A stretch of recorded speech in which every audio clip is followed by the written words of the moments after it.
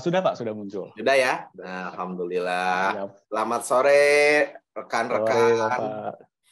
dari SMA ya, siswa-siswa SMA. Mungkin ada Bu Guru, Pak Guru. Selamat sore Bapak dan Ibu.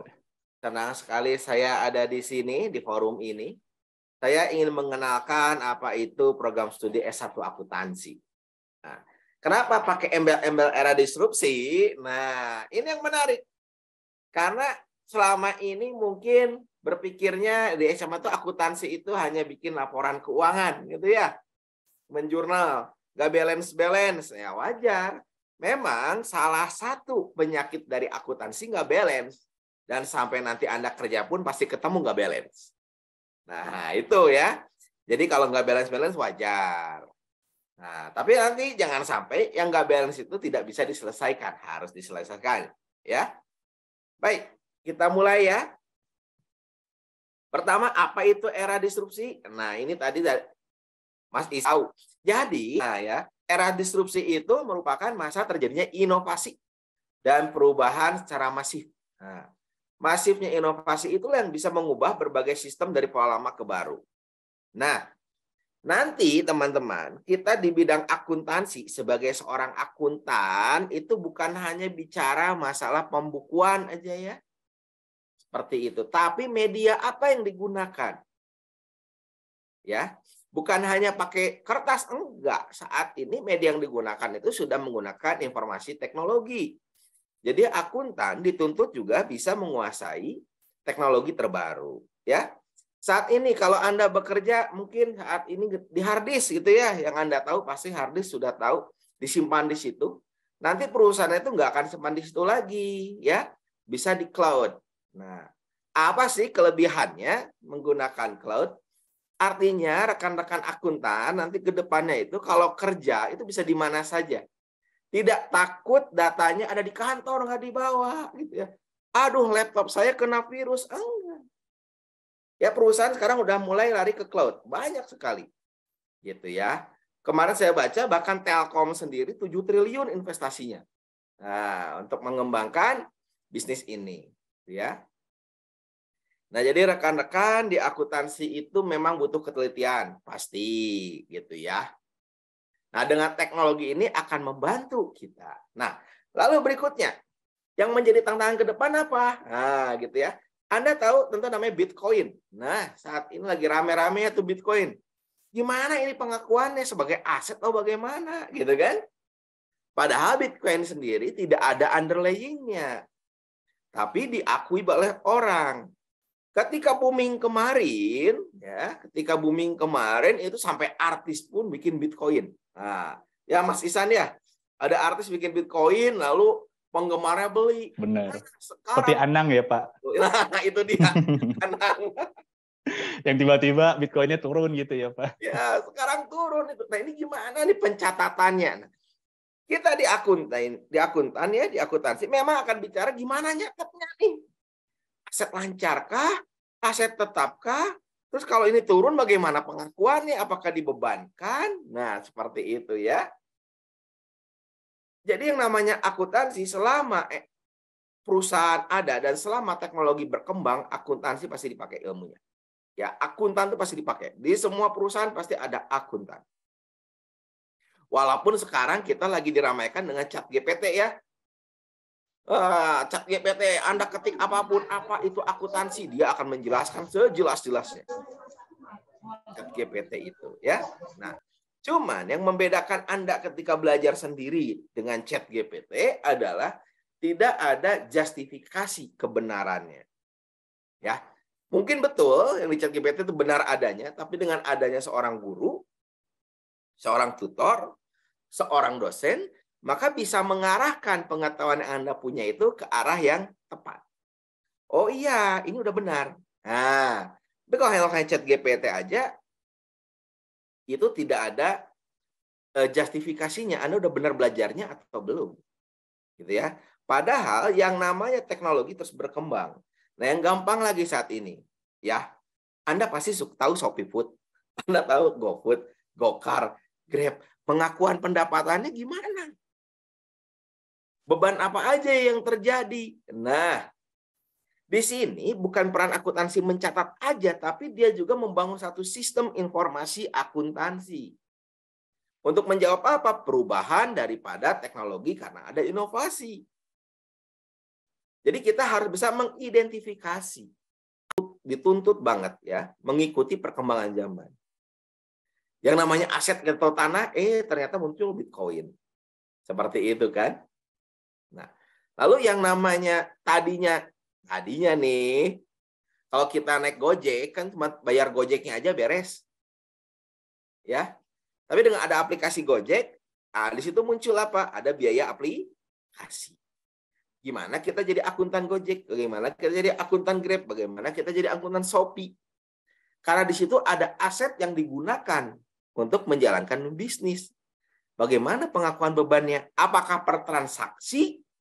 Nah, ini menjadi tugas Anda nanti, lulusan S1 akuntansi harus bisa mengidentifikasi. Ya. Aset-aset baru, akun-akun baru, ya, yang memang harus diakui. Seperti itu. Tentunya kita juga mengacu kepada Ikatan Akuntan Indonesia, ya. Lalu juga ICPA seperti itu ya. Kita akui itu, kita harus ikuti, gitu ya. Oke, lanjut. Lalu bagaimana, Pak? Ya. Karena ada perubahan ini, upaya yang kita hadapi untuk era disrupsi adalah meningkatkan kualitas sumber daya manusia. Ya, transformasi digital mau tidak mau. Dan tidak berhenti untuk berinovasi. Itu kata siapa? Bapak Profesor Raufik di acara apa? International Conference on Educational Psychology and Behavior Studies tahun 2022 kemarin. Nah, jadi nih ya. Kalau Anda ambil S1 akuntansi, dijamin pekerjaan ada, gitu ya. Kenapa? Perusahaan banyak dan butuh seorang akuntan. Tapi Pak, dengan adanya teknologi, tentu kan dulu akuntannya perlu 100, sekarang tinggal 10. Betul. Itu betul sekali. Teknologi itu memang mau tidak mau akan mengurangi lapangan pekerjaan. Ya, mau tidak mau. Sehingga rekan-rekan dari mahasiswa nanti ya, atau nanti Anda semua akan masuk S1 akuntansi harus belajar sungguh-sungguh. Kenapa? Persaingan semakin ketat. Ya, sehingga yang namanya akuntansi itu tidak hanya belajar akuntansi, enggak. Ya, dia harus menguasai hal lain, keilmuan lain, termasuk teknologi. Nah, bagaimana dengan S1 akuntansi Telyu nih? Ya kami siap. Kita bilang extraordinary kita. Ya. Kita siapkan lulusan kita itu harus lebih siap. Harus lebih sanggup menghadapi perubahan. Nah, kita lihat nih. Apa saja sih yang telah kita perbuat? Nah, apa aja yang prodi akuntansi sudah perbuat? Tentunya tidak terlepas dari kurikulum. Seluruh mata kuliah di prodi S1 akuntansi itu memasukkan materi manajemen risiko dan riset terbaru. Artinya apa? Di sini Anda dalam setiap mata kuliah akan memahami apa itu risiko. Jadi akuntansi bukan hanya sekadar pengakuan jurnal segala macam ya, tapi juga harus mengukur risikonya dari pengakuan tersebut. Kita akui aset, kita akui beban, risikonya apa? Disinilah perbedaan kurikulum kita dengan kurikulum kampus lain. Ya. Nah, karena di semua materi ada manajemen risiko, maka Anda semua siswa-siswa kita harus belajar dulu apa itu manajemen risiko. Nah, manajemen risiko ini akan diberikan pada semester 2. Nah, jadi pada saat semester 2, rekan-rekan akan belajar manajemen risiko secara utuh. Satu mata kuliah utuh. Dan nanti setelah selesai mata kuliah ini, teman-teman boleh mengajukan untuk sertifikasi manajemen resikonya. Ya. Mengajukan. Karena semua materi sertifikasi sudah diberikan pada saat kuliah. Berarti teman-teman mengajukan untuk refresh dan ujian. Ya, jadi tidak mengambil waktu lama lagi dan tidak mengambil biaya yang lebih besar. Riset terbaru bagaimana? Dosen-dosen di TELU itu diwajibkan membuat satu penelitian menghadapi fenomena-fenomena terbaru. Sehingga hasil risetnya itu tentu update dan itu dimasukkan ke dalam rencana pembelajaran. Ya.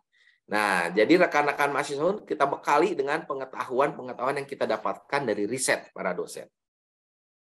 Seperti itu. Lalu di kita ya, semester 1 sampai semester 4 materi akuntansi, keahlian kompetensi akuntansi yang menjamin Anda seorang akuntan yang profesional itu diberikan full 1 sampai 4. Ini baru dari segi akuntansinya aja, akuntannya aja. 5, 6, 7, saya bilang tadi, seorang akuntan tidak boleh hanya tahu akuntansinya aja. Tapi dia tahu harus keilmuan lain, dia harus tahu. Baik dari dalam negeri maupun dari luar negeri. Oleh karena itu, ya, mahasiswa kita boleh mengikuti kegiatan Merdeka, belajar kampus Merdeka, yang diadakan oleh pemerintah maupun oleh universitas. Apa aja itu? Nah, kalau di akuntansi dan pemerintah itu ada pertukaran pelajar. Ya, contoh yang gampang kemarin, anak semester 7. Buat berarti semester depan ya. Kemarin itu semester 6 datang ke saya konsultasi untuk semester 7, Pak, boleh saya berangkat, Pak? Kemana? Gitu kan? Korea, Pak. Kemana? Ke Jepang, Pak. Mana? Spanyol, Pak. Mana? Bulgaria. Saya cek apa materi apa atau mata kuliah apa yang akan diambil di sana. Gitu kan? Saya bilang jangan yang akuntansi lagi, Anda harus cari di luar sana yang berbeda dengan akuntansi di kita. Ya. Sehingga memberikan apa ini kesempatan mahasiswa mengetahui dunia luar dan ilmu lainnya yang tentunya nanti pasti bermanfaat. Ya, karena semua ilmu itu pasti ada manfaatnya dan di situ ada asetnya. Dan di situ berarti seorang akuntan bisa mengukur, oh ini kira-kira apa ya? Ya.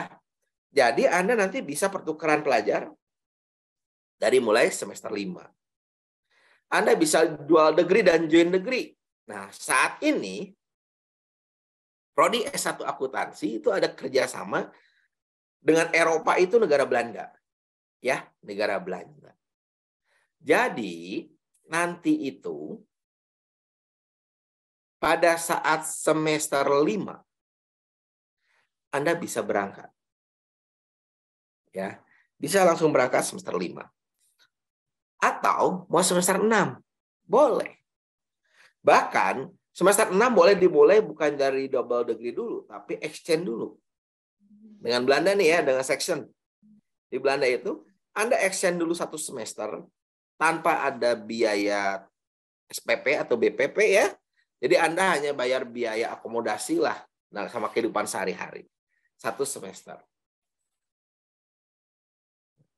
Kalau cocok, boleh lanjut. Mengambil apa? Gelar di sana. Nah, di sini Anda akan dapat gelar dari Belanda dan dapat gelar dari Indonesia. Kalau cocok, berarti lanjut 7-8 di sana. Berarti Anda akan 3 semester di sana. Ya. Pak, bikin skripsinya di mana? Di Belanda. Dengan adanya nanti sertifikat atau ijazah dari Belanda dan dari Indonesia, dari TELU, Anda bisa bekerja di Indonesia. Pasti, karena ijazah TELU. Yang ijazah Belanda, Anda bisa bekerja di benua Eropa. Jadi bukan hanya di Belanda. Nah, untuk 7 dan 8-nya, Anda bayar BPP universitas di Belandanya. 6-nya aja yang gratis, karena masih exchange. Nah, itu kesempatan terbuka. Lalu sekarang yang lagi kita jajaki itu adalah dengan Malaysia. Ya. Dengan Malaysia kita jajaki, di sini kita ada pertukaran pelajar dulu. Ya, 1 semester. 1 semester. Lalu berikutnya apa programnya? Internship. Apa itu internship? Nah, Anda semester 7 nanti bisa dimagangkan. Bisa melakukan magang di perusahaan selama 1 tahun. Pak, boleh nggak mulai dari semester 5? Boleh. 5, 6. Gitu ya. Nanti semester akhir bikin skripsi, bikin laporannya. Seperti itu. Lalu studi independen, bagaimana studi independen? Anda boleh mengikuti studi independen yang diadakan oleh mitra daripada Kemendikbud, materinya lengkap, tidak hanya terkait akuntansi, sehingga akan memperkaya wawasan daripada mahasiswa tentang industri. Jadi studi independen itu bisa jadi di industri. Seperti itu. Nah, kalau sudah begini bagaimana? Berarti mahasiswa kita selain secara kompetensi akuntannya sudah terpenuhi, lalu keahliannya udah diasah di industri. Kenapa? Ini untuk menjawab kebutuhan industri dan era disrupsi tadi. Ya, tapi butuh kesungguhan dari para mahasiswa kita menjalaninya. Ya, harus sungguh-sungguh. Karena tadi dibilang teknologi akan menggusur, menggantikan manusia. Yang tadinya 100 akuntan menjadi 10 akuntan. Bahkan mungkin cuma menjadi 2 akuntan. Nah, berikutnya, bagaimana dengan teknologi? Ya, kita ada namanya Lab ERP, Enterprise Resource Planning. Ya, kita pakai SAP Jerman. Dan SAP ini dipakai secara internasional, itu pangsa pasarnya paling besar. Perusahaan di luar negeri, di nasional juga yang memakai software SAP. Jadi kalau Anda sudah dibekali ini, maka Anda sudah tidak canggung lagi nanti bekerja di industri yang menggunakan SAP. Ya. 2, kita ada lab audit. Kita menggunakan software Atlas. Ini dari Kementerian Keuangan. Ya. Sehingga Anda nanti kalau mengaudit, sudah ada software yang biasa digunakan oleh para kantor akuntan publik. Standarnya Atlas. Ya. Jadi Anda diajarkan bagaimana menggunakan software untuk mengaudit suatu perusahaan. Ya. Lalu kita di sini ada lab akuntansi. Nah, ini kita menggunakan software yang dikembangkan oleh internal prodi. Ya, ini software yang dikembangkan oleh internal prodi untuk memperkuat apa? Dasar-dasar Anda. Dasar-dasar Anda dalam bidang pelaporan keuangan. Lalu untuk riset. Ya, riset di sini kan bukan hanya untuk riset untuk skripsi saja. Tapi ketika Anda menjadi akuntan pun nanti bekerja, Anda pasti melakukan riset. Tren. Lalu Anda bisa meriset biaya apa aja sih yang terjadi, pendapatan dari mana. Berarti Anda butuh tool. Toolsnya apa? Tool statistik. Nah, di kita diajarkan apa? SPSS, if use, R. Jadi bukan hanya Excel.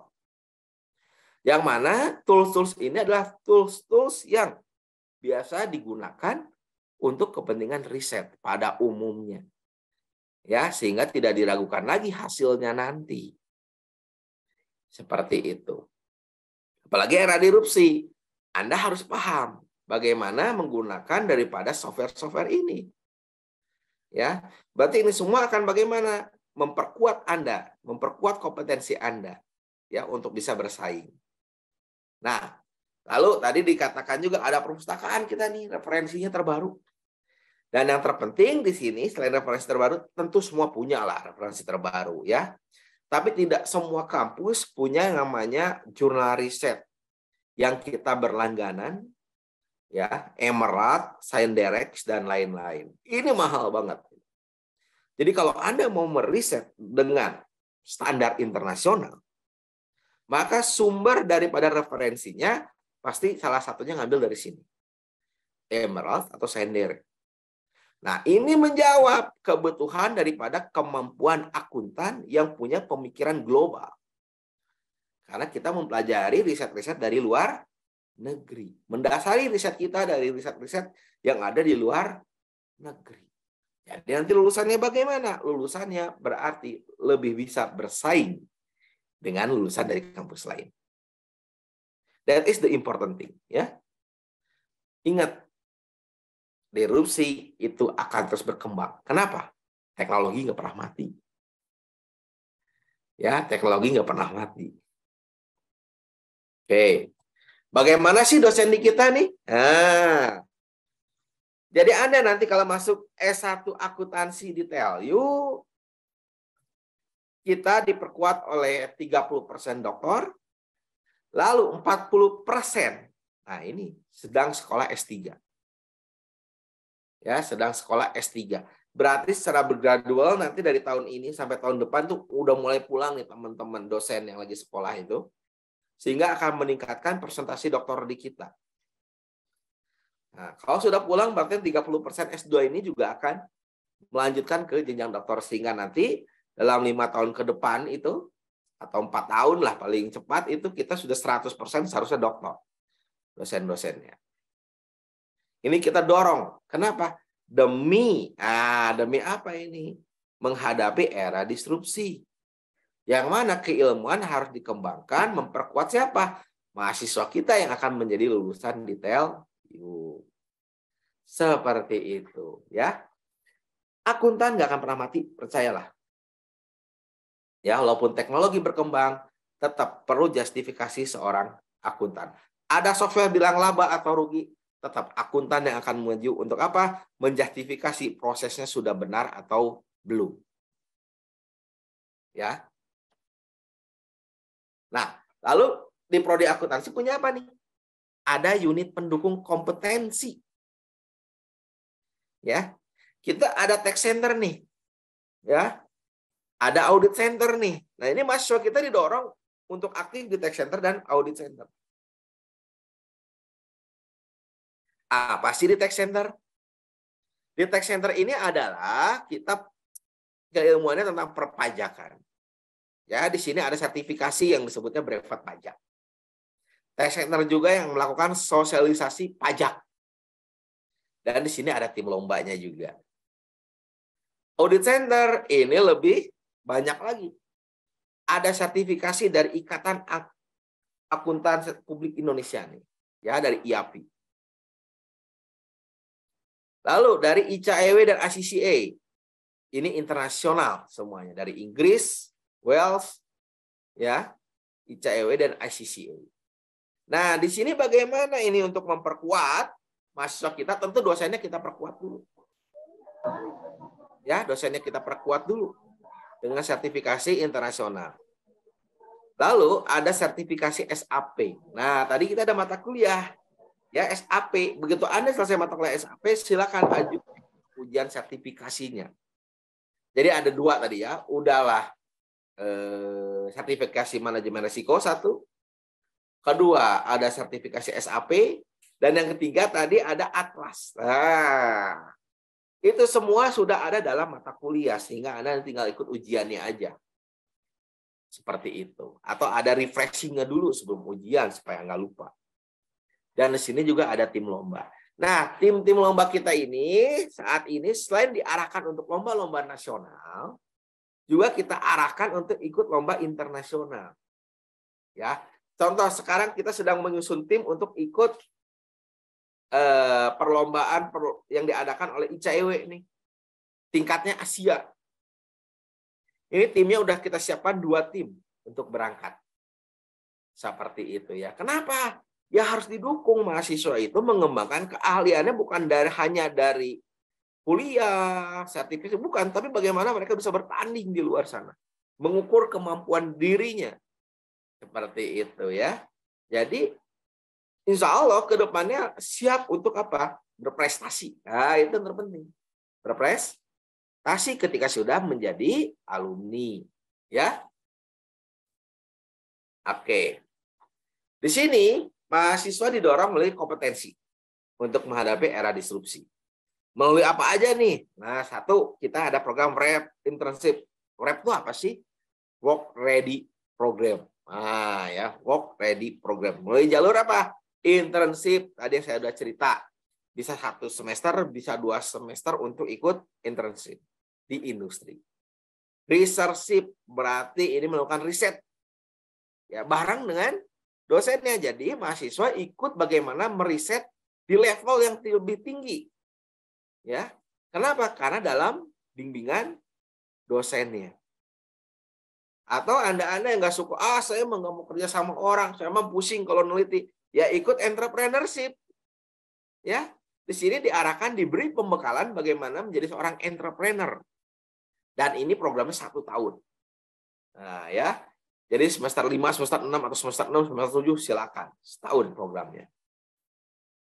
Nah, lalu untuk memastikan lulusan kita benar-benar sudah siap, maka kita ada mata kuliah akuntansi komprehensif. Ya. Yang mana nanti kalian akan diujikan berbagai macam keahlian yang mendukung kompetensi seorang akuntan. Mulai dari akuntansinya tentu, udah pasti, perpajakannya, ya, auditnya pasti, dan sistem informasinya. Nah, jadi Anda akan ketemu dengan dosen-dosen, dosennya tinggal nanya aja, Mas, ini udah ngerti belum? Belum, belajar Mas. Kalau nggak lulus loh, belajar dulu, nanti ketemu lagi Mas. Udah bisa Pak, tak jelasin. Nah, dengan proses seperti itu yang nyantai, tanya jawab, maka mahasiswa akan terdorong untuk belajar lebih jauh. Ya. Jadi jangan ada istilah, wah nanti gagal nih saya, nggak bisa jawab. Ya belajar. Karena dosennya juga nanyanya santai. Artinya apa? Dosen menanya hal-hal yang fundamental. Yang memang kita sebagai seorang akuntan harus tahu. Ya, harus paham. Lalu kita dorong mahasiswa punya sertifikasi. Jadi selain yang 3 tadi, manajemen risiko, SAP, dan Atlas, Anda boleh ambil brevet pajak. Ya, silakan. Pak, saya mau ambil sertifikasinya dari luar negeri, boleh? Boleh. Dan kita hargai sertifikat yang Anda punya itu. Ya, kita hargai, nanti ada nilainya. Seperti itu. Oke, saya kira dari saya cukup sekian. Semoga rekan-rekan siswa-siswa, Bu Guru juga ada di sini, semua bisa memahami apa yang saya sampaikan. Terima kasih. Baik, terima kasih Bapak Dudi. Luar biasa Pak Sama-sama. ilmunya ya Pak. Jadi akuntansi disrupsi ini adalah akuntansi di era di mana inovasi itu sangat masif gitu ya Pak ya. Betul sekali. Perubahannya gitu. Apalagi saat pandemi ya Pak, terasa banget Betul, gitu ya. betul tuh. Dimana kata orang kan kita akan menghadapi 5.0 itu baru 10 tahun atau 15 tahun ke depan ya Pak ya. Ternyata Tapi sekarang ya. ternyata sekarang gitu ya Pak, benar banget Pak. Jadi apalagi yang Bapak bilang tadi tentang Bitcoin gitu ya Pak. Jadi Bitcoin di saat pandemi itu sedang naik-naiknya gitu ya Pak ya. Betul. Jadi di sisi akuntan pun bingung nih mau mencatatnya sebagai apa, karena underlying-nya itu nggak ada gitu ya Pak ya. Apalagi kita Iya. di dunia apa namanya akuntansi gitu ya Pak. Apalagi yang ChatGPT. Nah, Iya itu benar Pak.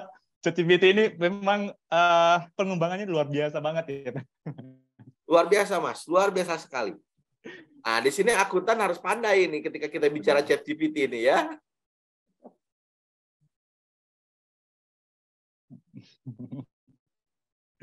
Oke Pak. ChatGPT lalu kalau kata Jack Ma benar kata Bapak tadi bahwa kita tidak bisa menghalangi pengembangan IT gitu ya Pak. Nggak mungkin. Nggak mungkin gitu ya Nggak Pak. Karena mungkin. kata Jack Ma sendiri pun kita nggak bisa melawan. Tapi ada satu yang tidak bisa dimiliki oleh AI gitu ya Pak ya.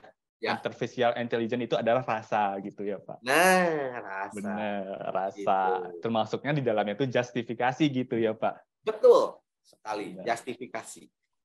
Jadi memang ilmu akuntan ini memang seperti tidak akan tergerus dengan AI, tapi gimana tadi kata Bapak, kita mencari ilmu yang selain dari akuntansi yang mendukung kita tentang IT gitu ya Pak. Betul, harus itu. Benar-benar Sangat harus sekali. harus karena sebelum pandemi pun di saat jadi just info teman-teman, jadi aku lulusan dari akuntansi Telyu, dosennya Bapak Dudi Pratomo. Jadi tadi saat Bapak menjelaskan flashback kembali nih Pak tentang saat Bapak mengajar dan lain-lain gitu. Oke, baik Ya, Mas teman-teman. Isan. Teman-teman sekarang boleh bertanya dengan Pak Dudi tentang apapun, ya tentunya tentang apa namanya tentang akuntansi ya teman-teman. Boleh? Jadi boleh bertanya ke Pak Dudi. Jadi teman-teman boleh raise hand mungkin. Ada yang mau raise hand dulu? Atau Silakan, kalau silakan. masih malu-malu mungkin bisa di kolom chat gitu ya Pak. Boleh. Oke, ada yang raise hand dulu teman-teman?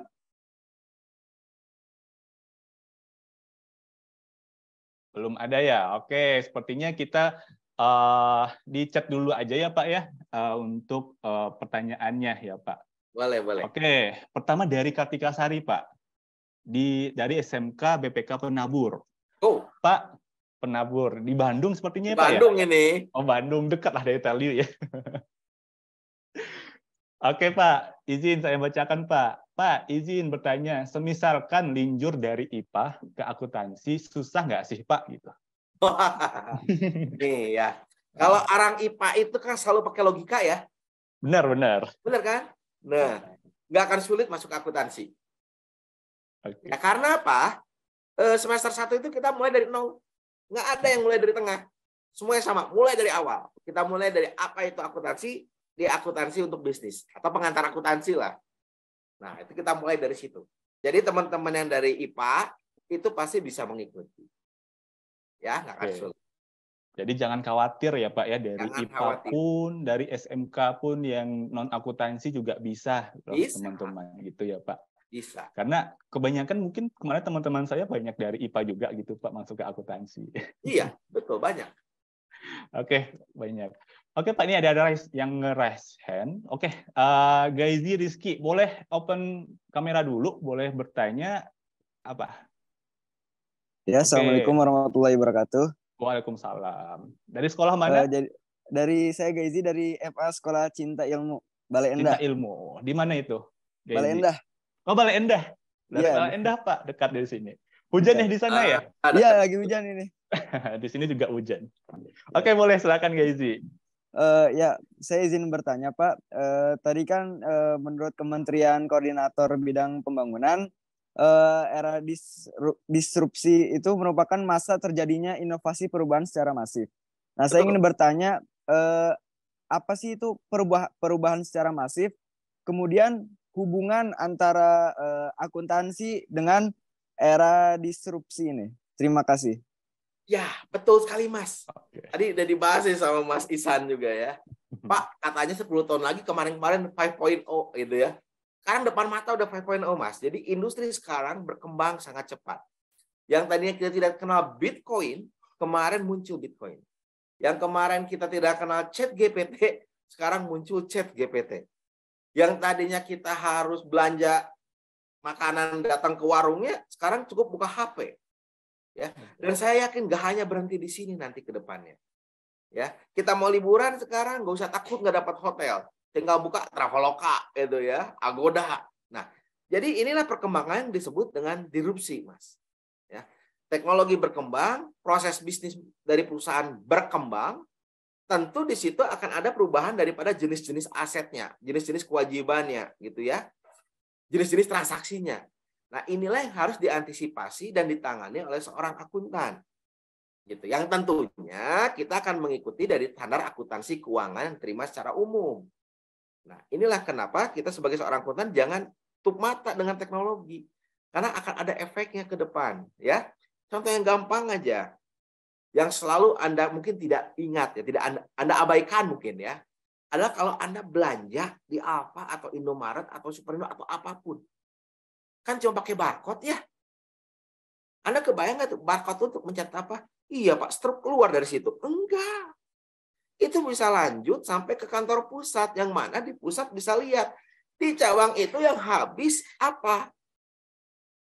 Yang habis misalkan Indomie. Indomie rasa apa? Ya, macam-macam kan rasanya. Dan itulah yang dikirim langsung. Tanpa ada dari kepala toko laporan dulu. Tolong kirim Indomie rasa ini. Enggak. Bisa langsung diketahui dari pusat. Nah, inilah teknologi informasi. Lalu bagaimana dengan absensi? Mas, sekarang akan sangat sulit kalau Mas untuk absennya titip teman. Nanti di kerjaan gitu ya, nitip teman nggak mungkin. Ya, ada yang pakai jempol, bisa jadi. Bahkan ada perusahaan yang absennya nggak pakai jempol, nggak pakai kartu, yang penting jam 8 harus buka komputer, dan komputer itu langsung merekam wajah Anda dan itu dinyatakan hadir. Seperti itu. Bahkan sekarang, karena kemarin ada pandemi, banyak kali bisnis-bisnis yang pada dasarnya tidak terpikirkan, sekarang ada di rumahan loh, Mas. Skalanya skala rumahan loh. Ya, nggak perlu punya restoran, nggak perlu punya tanah atau gedung untuk punya restoran, cukup punya akun, lalu jualannya dari dapur masing-masing. Kejadian sekarang. Ke depan bagaimana? Nah, ke depan pasti seiring dengan adanya teknologi informasi yang berkembang, mungkin lebih dari itu. Ya, dengan adanya AI yang berkembang, mungkin akan lebih dari itu lagi. Seperti itu. Begitu loh, Mas. Oke, terima kasih. Makasih. Baik, terima kasih Pak Dudi. Gimana Mas Gaizi? Apakah cukup? Cukup, terima kasih Pak. Oke, benar ya Pak ya. Jadi karena pandemi atau disrupsi sekarang, apa yang nggak ada dulu tuh ada sekarang gitu ya Pak ya. Seperti kayak jadi kayak TikTok Shop gitu Pak. Jadi live di rumah, tinggal live di rumah tuh nanti ada yang beli, nanti tinggal dikirim gitu ya Pak ya. Betul. Betul sekali itu. Apalagi sekarang katanya di generasi Z ya. Itu yang paling booming sekarang itu bukan pencarian, bukan Google, tapi TikTok. Kan gila gitu loh. Sekarang TikTok gitu loh. Coba berapa banyak kalian yang nggak buka TikTok saat ini? Pasti buka semua. Seperti itu. Nah sekarang Anda jadi akuntan TikTok. Gimana mengakui pendapatan, Benar, gimana Pak. mengakui beban. Nah loh. Gitu ya. Benar. Jadi ada hal yang baru, jadi akuntan pun belajar hal yang baru gitu ya Pak. Betul. Jadi menyesuaikan gitu apa yang viral atau maksudnya apa yang baru di era disrupsi ini gitu ya. Betul Jadi sekali. jadi sebenarnya akuntan itu nggak saklek banget ya dengan apa namanya ilmu, tapi menyesuaikan dengan arahnya zaman gitu ya Pak. Iya, kita harus bisa menyesuaikan dengan arahnya zaman. Iya, jadi kalau yang kemarin yang saya sangat berkesan itu di mana suatu perusahaan transportasi tapi dia nggak punya aset transportasi gitu ya Pak. Betul. Gitu. Jadi ayo tebak teman-teman apa tuh perusahaan yang transportasi tapi nggak ada aset gitu ya Pak ya, transportasi gitu. Punya aset mobil, motor. Iya benar. Nah, itu seperti Gojek atau Grab gitu teman-teman gitu. Jadi itu pun saya baru mendapatkan ilmunya dari dosen-dosen di TELU waktu sedang kuliah gitu. Tapi yang paling besar itu goodwill-nya ya Pak. Betul, goodwill, nama baik nantinya ya. Di situ. Nama baik di yang dipunyai oleh Gojek atau Grab. Oke teman-teman yang mau resign masih ada? Atau kita kembali dulu ke yang di kolom chat Bapak. Nah, baik Pak. Ini dari Bambang SMA 1 Klaten, Pak. Jawa Tengah. Kita ke Jawa Tengah dulu, Bapak.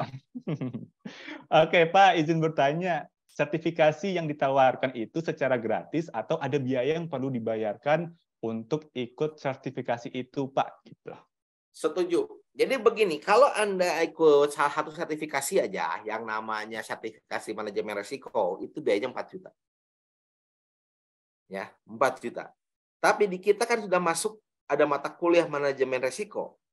Nah, nanti Anda itu hanya tinggal ikut ujian dan ada refreshing-nya, itu biayanya kalau nggak salah 1 jutaan.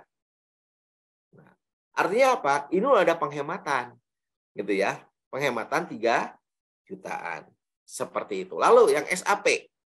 Yang SAP itu udah ada mata kuliahnya di kita. Nah, kalau Anda ambil sertifikasinya atau kursusnya itu mahal, Mas. Ya 2,5 juta, 4 juta, 5 juta, bahkan ada yang 7 juta. Tapi di kita nanti hanya tinggal ujian aja. Kalau nggak salah biayanya 300 sampai 500 ribu deh. Nah, jadi di sini kalau ada biaya yang harus dibayarkan, tapi tidak semahal kalau Anda ambil sendiri di luar. Jadi tidak ikut kuliahnya di kita. Gitu ya. Kalau ikut di kuliah kita kan berarti sudah include ada ilmunya dapat ya dari Anda kuliah biasa karena udah bayar SPP. Nanti hanya tinggal sebagian aja pembayarannya. Tadi yang 1 juta, yang 500 ribu. Nah, seperti itu. Seperti itu, Mas. Oke, terima kasih Bapak. Ini pertanyaan sangat banyak ternyata Pak. Jadi banyak teman-teman yang kepo banget ya dengan akuntansi gitu Pak. Jadi, oh akuntansi ini apa gitu ya. Jadi teman-teman karena waktu terbatas juga, aku mau ngefilter ya teman-teman untuk yang akan dijawab oleh Pak Dudi. Karena kalau semuanya dijawab oleh Pak Dudi, kita sampai maghrib gitu ya Pak. Oke Pak, ini Pak saya ada yang menarik nih Pak. Katanya, Pak izin bertanya, untuk studi jurusan, Pak bertanya untuk studi jurusan IUP, International Undergraduate Program, S1 Akuntansi di TELU, apakah bisa mendapatkan sertifikat ACCA, Pak? Lalu bisa melanjutkan ke jenjang S2 di luar negeri tanpa syarat yang susah atau bagaimana ya Pak? Gitu katanya. Jadi ini mungkin siapa namanya Pak? Bentar. Rosiada dari Mas Mualimat Pak. Jadi mbaknya mungkin S2-nya mau ke luar negeri nih Pak. Bagus itu. Bagus ya, mantap. Bagus itu niatnya. Baik ini ya. Itu ACCA atau ICAEW tadi ya, itu merupakan sertifikasi internasional keprofesian yang diakui ya, keprofesian yang diakui secara internasional. Lalu bagaimana Pak? Nah, saat ini nanti kalian boleh ikut sertifikasinya, ya, sertifikasinya.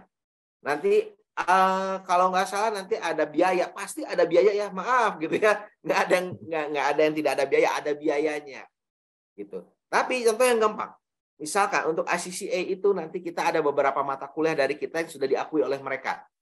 ICEW juga sama, ada beberapa mata kuliah dari kita sudah diakui oleh mereka. Sehingga nanti Anda hanya tinggal mengikuti sertifikasi yang belum diakuinya aja. Jadi misalkan ya dari 10 modul, 7 sudah diakui, berarti Anda hanya tinggal ikut 3. Seperti itu. Lalu bagaimana dengan ke luar negeri? Ya. Gimana kita ke luar negeri? Ya tentu bisa diakui karena itu sertifikasi internasional. Lalu Pak, syaratnya jadi lebih mudah enggak?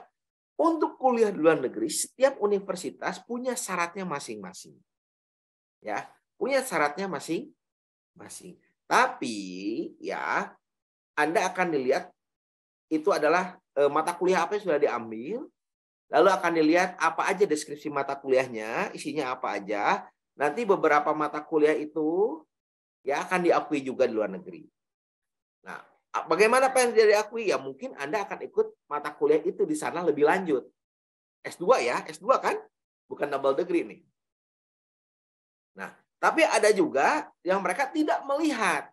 Tapi yang penting udah punya ijazah. Udah punya ijazah S1. Nanti Anda melamar ambil S2 di luar negeri ya tentu bisa. Seperti itu. Tapi PR terbesar dengan kuliah di luar negeri adalah selain punya ijazah S1 tadi ya, bahasa Inggris. IELTS Anda sebisa mungkin di angka 7,5. Sebisa mungkin di angka 7,5. Ya. Kenapa? Itu menjadi pertimbangan penting, ya. Karena nanti kalau di luar negeri, tentunya pengantarnya pakai bahasa Inggris. Dan kita ketika berkomunikasi dengan dosen pakai bahasa Inggris, lalu nanti ketika kita mengerjakan tugas pakai bahasa Inggris, dan tentunya ketika kita melakukan diskusi juga pakai bahasa Inggris. Jadi bahasa Inggris nomor 1. Jadi modal Anda ke luar negeri selain ijazah S1 sudah lulus, untuk ambil S2 di luar adalah bahasa Inggris. Seperti itu. Ya. Begitu Mas. Siap. Terima kasih Pak. Benar kata Pak Dudi. Jadi Pak Dudi waktu kita diskusi menyarankan ayo teman-teman S2-nya, S3-nya ke luar negeri. Karena memang untuk menuntut ilmu itu kita harus mungkin ada di jenjang S2 atau S3 itu untuk di luar negeri gitu ya Pak. Betul. Jadi kita menyerap ilmu dengan negara-negara lain. Karena akuntansi sendiri pun itu bukan ilmu yang hanya regional tapi internasional gitu ya Pak. Yang berbasis dengan IFRS tadi gitu. Oke. Betul. Teman-teman ada yang mau raise hand lagi? Yang mau bertanya langsung nih ke Pak Dudi? Oke, ada nih Pak. Oke, silakan Muhammad Lutfi Nizar, silakan. Mau bertanya apa? Sekolahnya di mana? gitu. Ini ada yang dari SMA 17 Bandung nggak nih? Ada nggak ada SMA 17? Karena Bapak Dudi alumni dari situ ya Pak. Di tahun berapa Iya. Pak? Aduh, 96 kali ya saya Oh, keluar. 96. Oh. Oke, belum bisa ya, Mas Lutfi?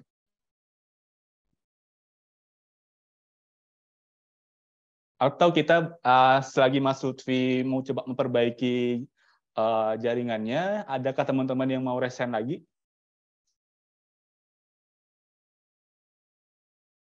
Oke, belum ada nih Pak. Kita kembali lagi ke kolom chat Pak. Nah, ini Pak yang menarik tadi ada info bahwa ada namanya student exchange ke Belanda ya Pak. Nah, jadi namanya Mas Muhammad Muhsin Pak. Nah, beliau bertanya untuk studi exchange ke Belanda, apakah harus menjadi mahasiswa internasional dulu? Kalau saya dari reguler bisa nggak gitu? Oke, kalau di prodi S1 akuntansi kita buka untuk reguler dan internasional. Siapa itu? Mas Lutfi-nya udah kembali. Okay. Boleh Pak dijawab dulu. Oke, kita buka untuk kelas reguler dan internasional ya. Jadi saya yakin yang kelas reguler pun ada punya kemampuan yang baik ya dalam bahasa Inggris dan akademiknya. Maka saya buka selebar-lebarnya, baik itu kelas reguler maupun kelas internasional, untuk dapat mengambil student exchange atau double degree dengan section Belanda. Seperti itu ya. Jadi nggak masalah kalau Anda nggak masuk dari reguler pun. Oke, jadi teman-teman yang reguler, tenang, tidak hanya dari internasional aja ya Pak ya. Jadi teman-teman yang reguler itu bisa nanti student exchange-nya ke Belanda. Jadi kalau double degree berarti gelarnya 2 atau bagaimana Pak? 2. 2 ya. Berarti 4 ya? 2. 4, benar-benar. Kalau ini 4. Jadi 2. Jadi SAK dengan apa itu Pak? Aku lupa ya nama gelarnya apa dari Belanda. Jadi teman-teman. Bachelor Accounting gitu, BAC gitu. BAC mungkin ya Pak ya? Mungkin ya. Jadi teman-teman, jadi nanti skripsinya itu tadi di saat materi itu skripsinya di Belanda ya Pak? Di Belanda. Nah. Jadi yang nanti yang nguji siapa Pak? Yang nguji dari TLU dan dari Belanda. Ada 2. Kita yang datang ke Belanda. Jadi nanti dosen-dosen TLU dikirim ke Belanda langsung ya? Iya. Demi untuk menguji mahasiswanya di Belanda gitu. Betul. Jadi teman-teman jangan khawatir, yang reguler boleh mangga nanti bertanya langsung ke Sekretariat Prodi untuk teman-teman yang mau student exchange ke Belanda gitu ya Pak. Mas Lutfi udah kembali atau gimana? Belum sepertinya ya Pak. Nah Pak, kita coba ke kembali ke kolom chat Pak. Sebentar, boleh. Ada yang menarik nih Pak. Nah ini Pak dari Vanessa. Jadi Pak izin bertanya, apakah munculnya aplikasi software akuntansi seperti Acquired termasuk disrupsi? Bukankah aplikasi ini akan membantu akuntan agar lebih mudah bekerja gitu Pak? Betul. Benar banget ya Pak. Benar banget ya. Nah sekarang yang namanya software itu kan didasarkan pada program yang diambil pengetahuannya dari akuntan. Betul ya? Benar, betul. Karena software nggak mungkin jalan sendiri. Software nggak akan bicara, oh kas kalau bertambah di debit. Kalau bukan akuntan yang memberikan jalannya, programnya kepada programmer. Seperti itu. Ini membantu akuntan? Pasti. Lalu saya tanya, apa yang memastikan bahwa program itu tidak melakukan kesalahan input atau kesalahan pengakuan justifikasi? Karena yang namanya program itu pasti ada errornya. Ya. Nah, disinilah perlu yang namanya manusianya.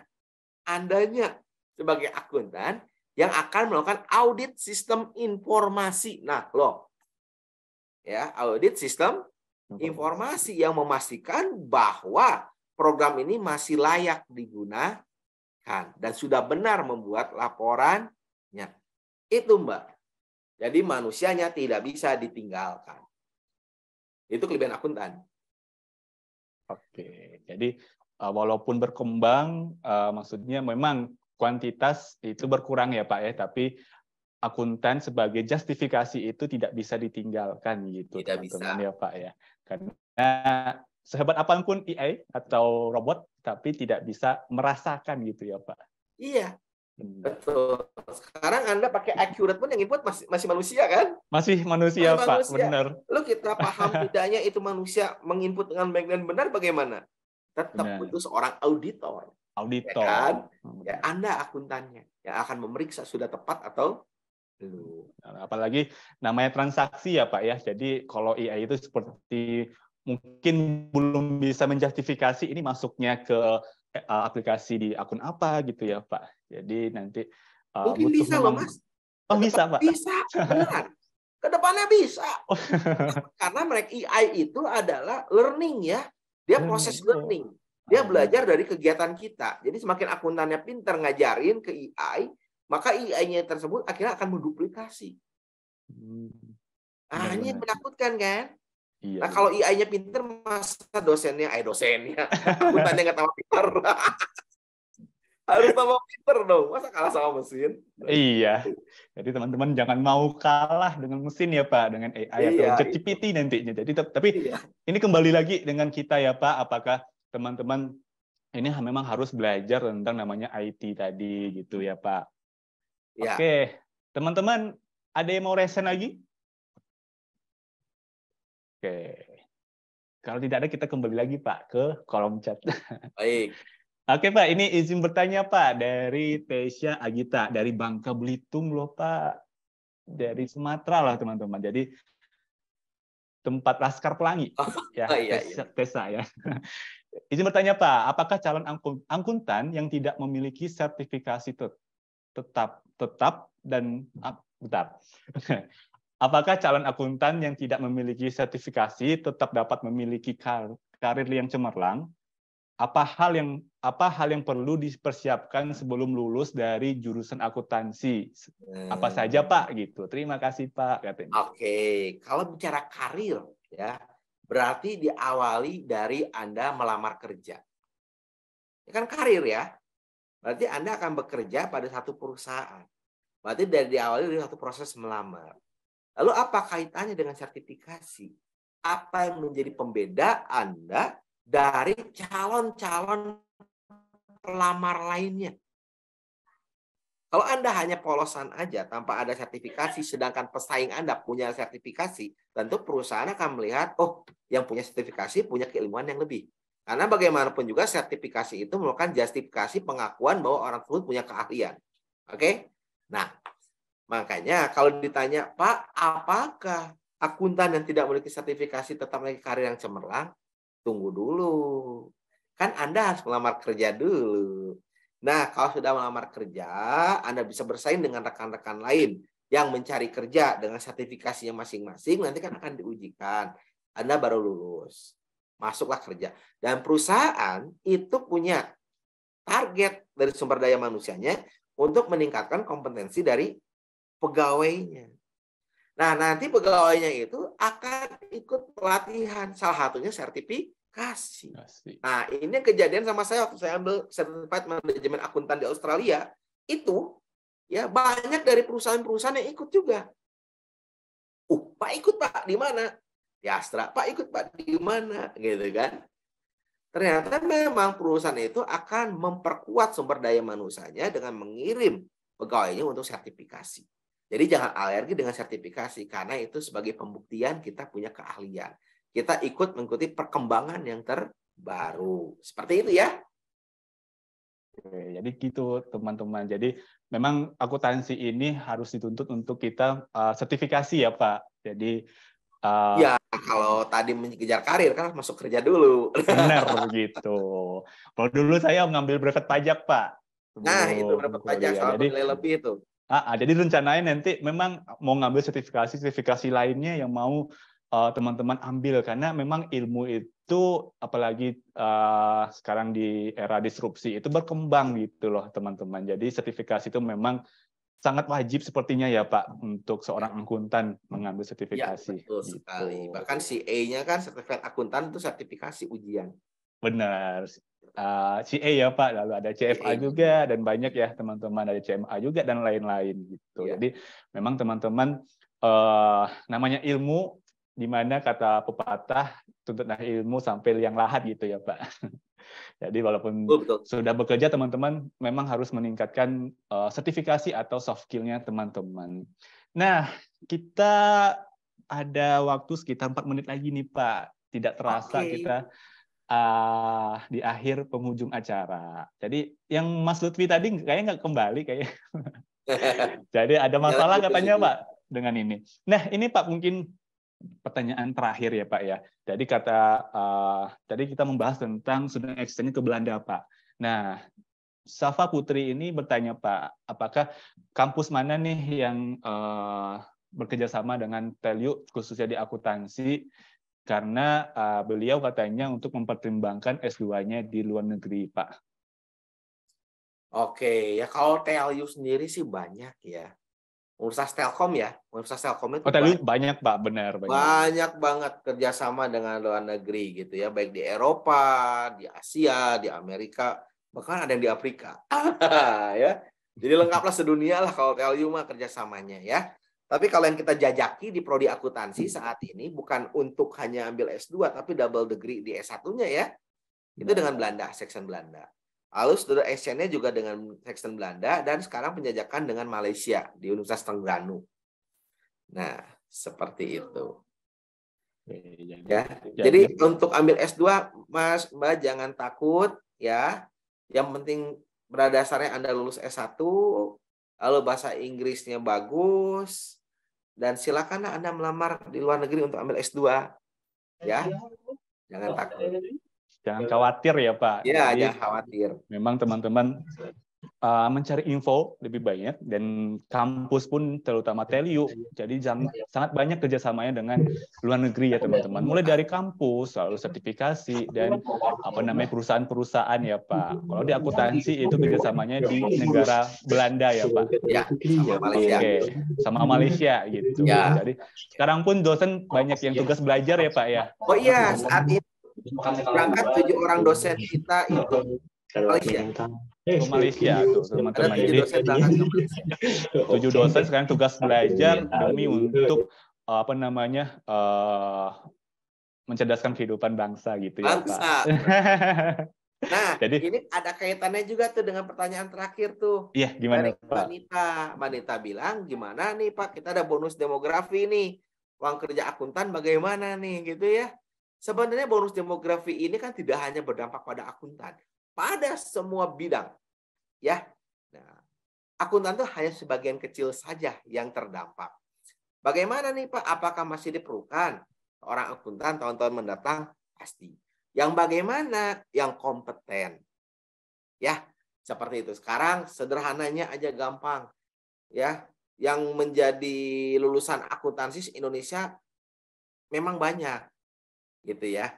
Tapi yang berniat menjadi sungguh-sungguh akuntan mungkin tidak banyak. Nah, jadi masih diperlukan akuntan-akuntan yang memang kompeten dan pingin menjadi seorang akuntan, sarjana akuntansi yang pingin menjadi seorang akuntan. Karena banyak juga yang menjadi pengusaha kok. Gitu ya. Bahkan ada di perusahaan tapi dia bukan di bidang akuntansi, gitu ya. Bisa gitu Pak, akuntansi tapi bekerja di perusahaan bukan bidang akuntansi. Lah bisa. Karena saya yakin di semua bagian di perusahaan itu ada duitnya, betul nggak? Ada uang perusahaan yang mengalir. Di situ perlu pengetahuan seorang akuntan. Bagaimana untuk mengakui, mencatat, bukan hanya mencatat ya. Tadi terkait ada resikonya juga. Menjustifikasinya. Nah, jadi akuntan itu kerja nggak hanya sebagai seorang akuntan. Jadi S1 akuntansi menjadi akuntan, alhamdulillah. Tapi banyak juga yang tidak menjadi akuntan. Dia kerja di bidang lain. Ya, seperti itu. Pak, saya di marketing, Pak. Bisa. Pak, saya di produksi. Ya pasti bisa. Kan ada aset di situ. Makanya perusahaan akan diuntungkan apabila ada orang yang kerja di bidang lain, ya misalkan tadi di marketing, tapi mengerti mengenai akuntansi. Di produksi, tapi mengerti tentang akuntansi. Di SDM, mengerti tentang akuntansi. Loh, kok Pak SDM? Ingat, di SDM itu kan ada namanya tenaga kerja langsung, tenaga kerja tidak langsung. Nah, dia paham itu. Berarti dia tahu bagaimana untuk mencatat, mengakui, menjustifikasi bagaimana manusia itu sebagai aset. Ya, jadi yang namanya akuntan luas lapangan kerjanya. Jadi jangan berpikir bikin laporan keuangan, nggak hanya itu, ngaudit aja, enggak hanya itu. Bahkan Anda terlibat dalam pembuatan sistem informasi akuntansi. Ya, jadi seorang programmer masih membutuhkan seorang akuntan untuk paham bagaimana runningnya suatu perusahaan. Ya, jadi bagaimana demografi? Ya, Anda harus bersaing. Nah, itu ya. Oke. Benar banget ya Pak ya. Jadi setiap bidang itu, walaupun di bidang apa itu, marketing, lalu otomotif dan lain-lainnya, itu pasti memerlukan namanya akuntansi gitu ya Pak ya, di bidang keuangannya gitu. Jadi teman-teman jangan khawatir dengan bonus demografi nanti katanya di tahun 2045 apakah tergerus dan lain-lainnya profesi akuntan dan di mana, dan apakah saya bisa bekerja nantinya. Jadi teman-teman jangan khawatir gitu. Karena kalau yang saya baca Pak kemarin itu bahwa Indonesia itu kekurangan auditor ya Pak ya. Ya. Benar. Jadi teman-teman masih ada nih yang bisa teman-teman nanti masuki di dunia auditor tadi. Baik Pak, karena udah waktunya habis teman-teman, mohon maaf. Pertanyaannya sangat banyak Pak. Jadi benar teman-teman ini banyak yang ingin masuk akuntansi gitu Pak. Ya, selamat bersaing ya. Jadi siap, selamat bersaing. Mungkin nanti teman-teman yang daftar ke TELU akan ketemu kembali dengan Pak Dudi Pratomo gitu. Nah, baik Pak, sebelum kita closing statement nih dari Bapak, kita mau foto bersama dulu, boleh ya Pak ya? Boleh, boleh. Jadi teman-teman, kita mau foto bersama dengan Pak Dudi. Jadi teman-teman open kamera. Jadi foto bersama ini akan dipandu dengan operator. Oke, Kang operator silakan dipandu untuk foto bersamanya. Oke, teman-teman boleh dibuka dulu ya kameranya, bisa dipersiapkan untuk posisinya. Yang bisa menggunakan virtual background yang dari kenal value boleh digunakan virtual background-nya. Sudah siap semuanya? Karena ada 3 slide. Saya foto ya. 1, 2.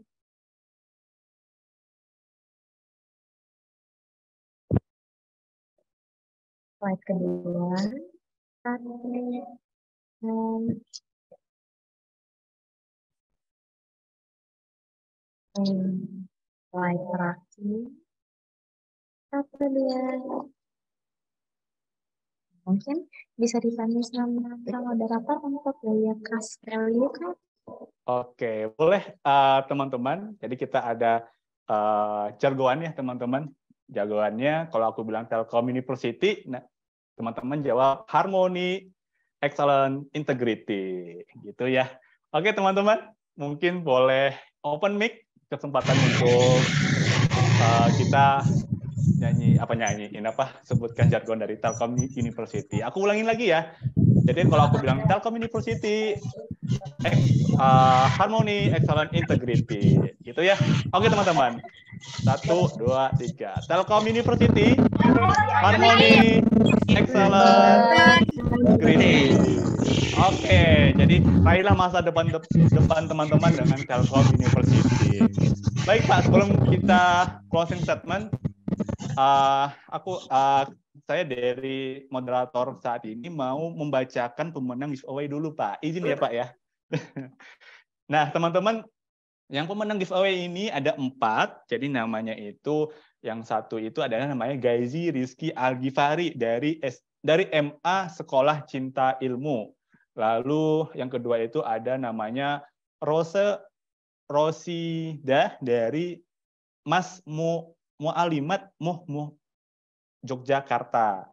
Lalu yang ketiga itu ada Vanesia atau Felicia, itu dari SMK Margahayu, dekat ternyata di sini.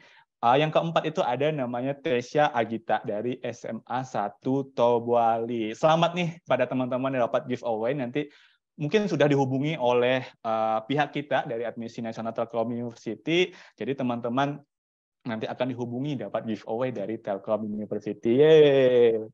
Baik, Pak. Kita udah di ujung acara, boleh Pak di closing statement-nya dari Bapak mungkin ada motivasi atau gimana supaya teman-teman semangat gitu Pak. Oke, dari saya satu kata aja lah. Ya, Gimana tuh Pak? semangat. Apapun Anda kerjakan, kalau tidak semangat, pasti sulit. Tapi kalau Anda semangat, apapun sesulit apapun Anda kerjakan, Anda akan selesaikan dengan baik. Ya, Betul banget. semangat.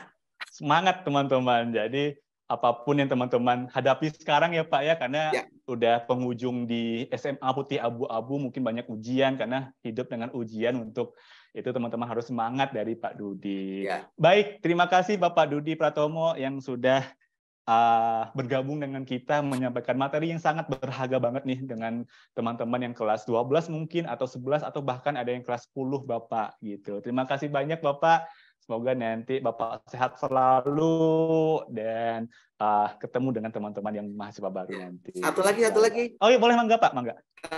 Terima kasih buat siswa-siswa dan tentunya saya ucapkan terima kasih pada Ibu dan Bapak guru yang ada di sini. Terima kasih banyak. Berkat Bapak dan Ibu guru, saya bisa jadi seperti ini. Terima kasih. Bener banget Pak. Berkat Ibu Bapak guru, Bapak alumni dari SMA 17 Bandung. Iya. Sekarang sudah jadi Kaprodi ya. Iya. Semoga nanti semakin jaya terus Bapak. Alhamdulillah. Amin. Baik. Terima kasih Pak Dudi.